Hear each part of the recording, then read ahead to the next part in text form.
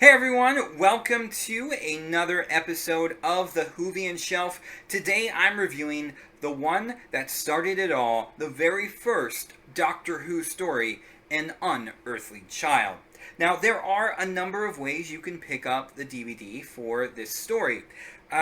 One of the ways is through the Blu-ray that I reviewed on the last episode, An Adventure in Space and Time. If you haven't seen this review, I'll put a link down below for you to go check it out. But An Unearthly Child is actually included in this as a bonus DVD. And as far as I know, it's the exact same DVD that's included in this set, which I believe this was the original release, and this includes the first 3 Doctor Who stories. But the one I'm concerned with is this one, An Unearthly Child. So, what is this about? Well, 2 teachers by the names of Barbara Wright and Ian Chesterton. Barbara is a history teacher, Ian is a science teacher. They are really baffled by this one student they have by the name of Susan Foreman. You know, she's really smart in some things with history and science, but then in science there are concepts that she's talking about that are way beyond, the 60s when this is set. So they also find out that the address that she gave the school is the address for a junkyard. So they're just really confused by this girl, want to understand what's going on with her. So one night after school, they follow her home, and she does go into a junkyard. So they follow her in there, and they find this old man who denies that Susan is there, but they see this blue police box, and they hear Susan calling out for him, so that they force their way inside and find out that it's a time machine that can take them anywhere in time and space. And so they go off on this adventure. They're pretty much kidnapped by the Doctor and go on this adventure with cavemen. English-speaking cavemen, mind you. An Unearthly Child. Well, to me, it's kind of hard to review the story as a whole because the first episode is very distinct and self-contained, that it doesn't really feel like it belongs with the remaining 3 episodes. Because the remaining 3 episodes are mainly about cavemen politics. The leader creates fire, and this one guy, his father was the leader, but his father died, never showing him how to create fire, so he's trying to find the secret of fire so he can become the leader, and there's another guy that's challenging him, and yeah, it's caveman politics. It's kind of weird. But yeah, in Unearthly Child, the very first episode of this is just really well done. The direction is great. I mean, it has a great atmosphere to it, and just a very mysterious quality about it. And the cliffhanger ending to that episode is so well done. Oh, I mean, you just have to see it. It's really good. So, yeah, the first episode is great, but it is kind of let down by the remaining 3 episodes. So if you're a fan of the new series and come into An Unearthly Child, you might have some issues with the character of the Doctor.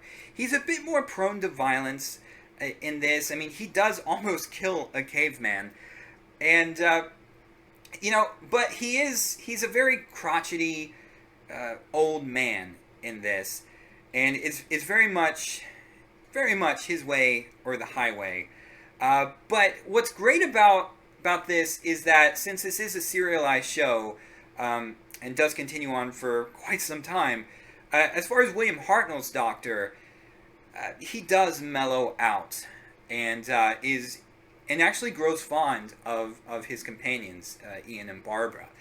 And as far as Ian and Barbara go, they're great companions, and the actors that play them, William Russell, who plays Ian, and Jacqueline Hill, who plays Barbara, they're really great at displaying this astonishment and wonder, and just they cannot believe that they just stepped into a time machine.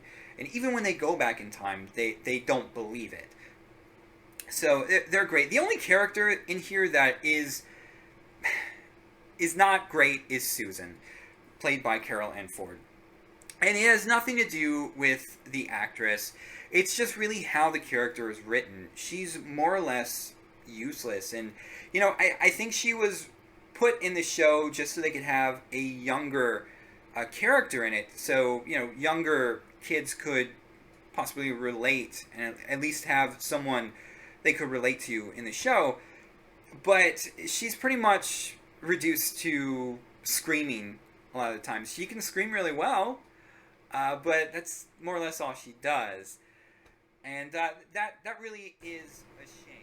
So I would definitely recommend An Unearthly Child. It is a great first episode, which, as I said, is let down a bit by the remaining 3 episodes. But as a start to a brand new series, this works really well in setting up the characters and the actual overall concept for the show. Now, before I get into the special features, I want to talk about some interesting facts pertaining to this particular story.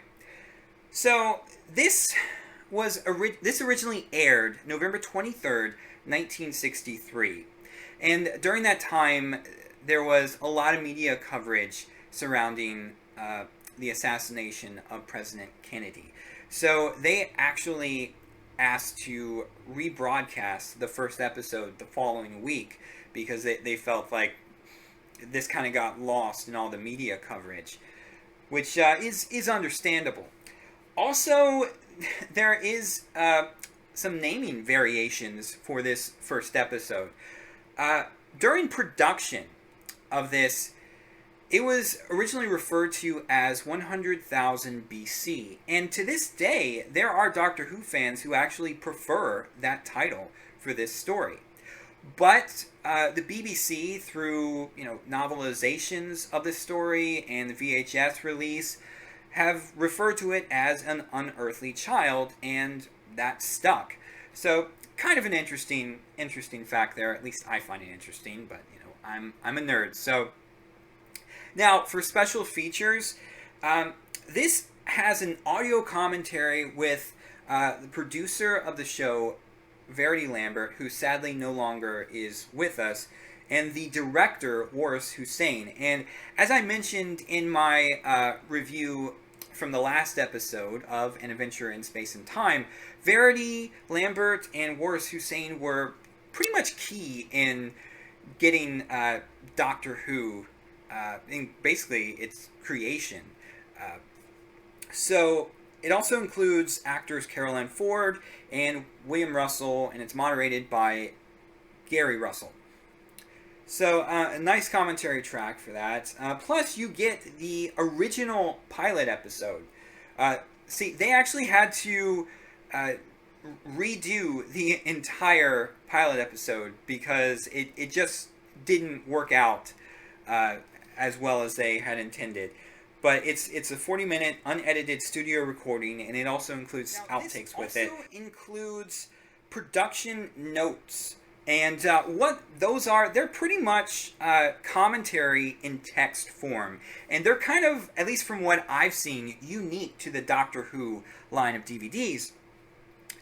And pretty much they just give information on the behind-the-scenes production of the show, stories from some of the actors, what was going on at the time. So I find them really interesting. And whenever I get a Doctor Who DVD, I usually watch the episode usually about 3 times. I'll watch it once just for fun to watch the story.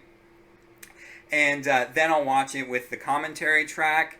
And then I'll watch it with the production notes on. I love all of these behind the scenes things, and I'm a huge nerd for those. Also, of course, this has a photo gallery, and it's digitally remastered picture and sound quality. So overall, a great DVD. for the very first episode of Doctor Who. Definitely pick this up. I am giving this an 8 out of 10.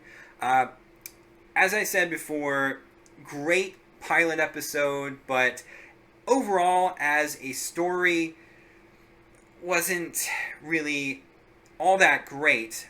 But given that it is the very first story, I would definitely recommend this one.